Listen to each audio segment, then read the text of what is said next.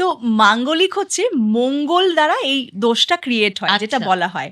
মঙ্গল যদি লগ্নে থাকে, চতুর্থে থাকে, সপ্তম, লগ্নে থাকে, চতুর্থে থাকে, আচ্ছা, সপ্তম, সপ্তম। অষ্টম এবং দ্বাদশ, এই কটা ঘরে মঙ্গল থাকলেই মাঙ্গলিক।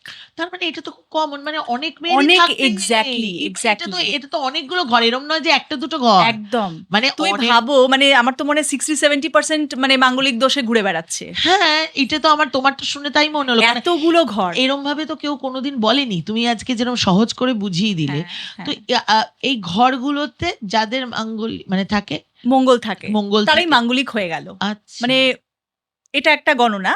এবার এর এক্সেপশনসও রয়েছে, যেমন? এটা নিয়ে কেউ বলে না। যেমন? হ্যাঁ, এটাই যেমন জানতে চাই। ধরো, লগ্নে রয়েছে, প্রথম ঘরে রয়েছে, কিন্তু মঙ্গল নিজের ঘরেই রয়েছে।